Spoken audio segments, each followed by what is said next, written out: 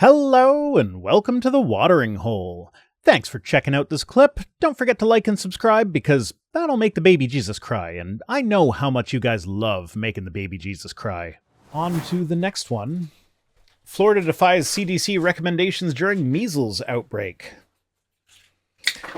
So, yeah, Florida man promotes deadly disease. Man, color me shocked. Yeah. So my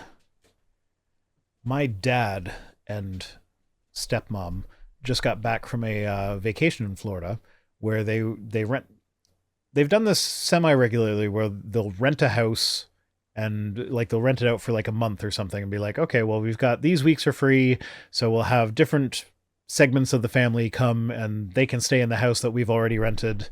They just have to get there, and anything that they want to do while they're there, they got to pay for, but they can stay in the house for free. And we've gone on many vacations that way. Very timeshare-y. Kind of, but they just rent a house and they're like, hey, come and visit us and we'll have a nice family vacation together. And yeah, we've done that a few times and it's been great. This year we actively did not go because they were in Florida, and we've got kids that are LGBTQ, and Florida ain't very friendly to them right now. Yeah, so makes sense. I always spend way too much money when I'm on vacation. So, yeah, not saying that my personal spending is going to hurt Florida, but I'm not the only person that I know who has avoided a trip to Florida specifically because of this issue. So yeah, when you rely on tourism for the majority of your money, making your state hostile to people that are going to be coming there from outside is not going to work. No, that makes sense. Donald says ordering 2 bears would be a 21st Amendment right? Well, it is our right to arm bears, right? Oh, 2 bears. Okay. Yeah. Okay. I got it. I was trying to make the bears into beers because I ordered 2 beers. So I mean, that's probably what the origin of that statement is. I don't know.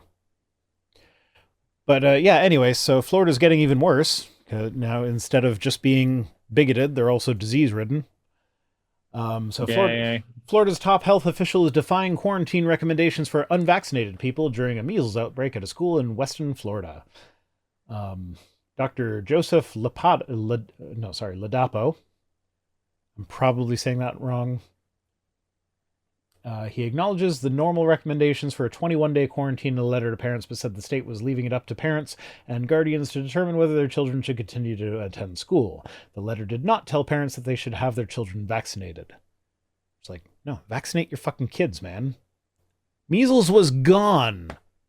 Measles was declared gone in the year 2000. And then Ron said, look, I am going to bring America back to when it was great. And unfortunately, when it was great, it also had measles. So we have to bring that back. Yeah, so measles is officially considered eliminated in the U.S., but measles outbreaks have been popping up as more people fail to vaccinate their children. So Florida's kindergartners have a 90.6% vaccination rate against measles. Measles is so contagious that it's not...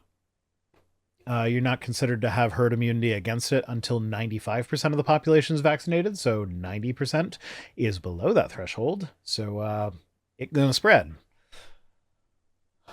So here's a thing that I like. It's just kind of a throwaway sentence, but I think the implications here are quite scary, actually. So people born before 1957 are considered immune through exposure to the disease before the vaccine was available. So this is a disease that is so goddamn contagious that just the year that you were born in, it's just assumed that you were exposed to it at some point in your life if you were born in that year, because it was so prevalent before the vaccine came around. It's that's how contagious this is, that if you were born in that year, yeah, you had the measles at some point, or at the very least were exposed to it. So yeah, measles is extremely contagious and difficult to track exposure because of how the disease spreads. So people are contagious for 4 days before, 4 days before and 4 days after a rash appears, and the incubation period ranges from 7 to 21 days from exposure. So A 21-day incubation period is that's nuts for trying to figure out epidemiology on the damn thing. yeah, Like the 2 week, what was it? 2 week, or I think originally it was 2 week incubation period for COVID, and then eventually it became a 10-day incubation period, something like yeah, that. But that was fucking long. that made it really hard to track COVID to begin with. So now just add a whole nother week on that. Most people can't even tell you what they did 3 weeks ago, much less tell you all the locations they visited and the hands they crossed. Yeah. And so 90% of unvaccinated people who are exposed to measles will contract the disease.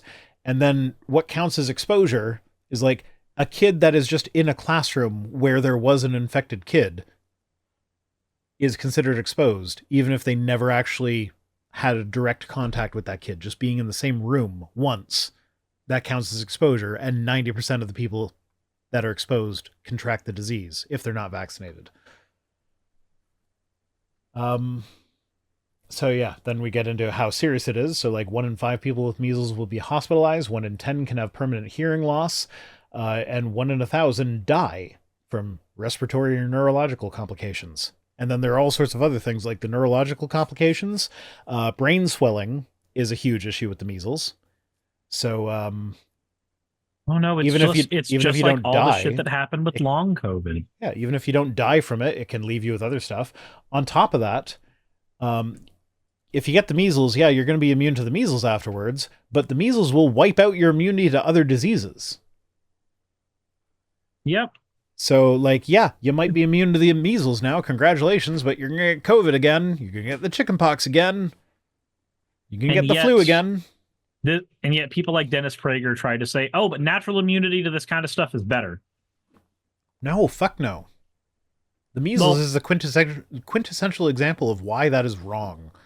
Also, it's just a false statement to begin with, because vaccine immunity is natural immunity. It is using your body's natural systems to its advantage. Yeah. And then this doctor has gone against established public health recommendations before. He went against the CDC recommendation for vaccinations, cast doubt on the efficacy of the COVID-19 vaccination, and called for a stop to mRNA vaccines, citing debunked claims about the shot. I have had the mRNA vaccines. They are fucking amazing. When I got COVID, I was just kind of like, for a few days. That was it. Because I had been vaccinated with these mRNA vaccines.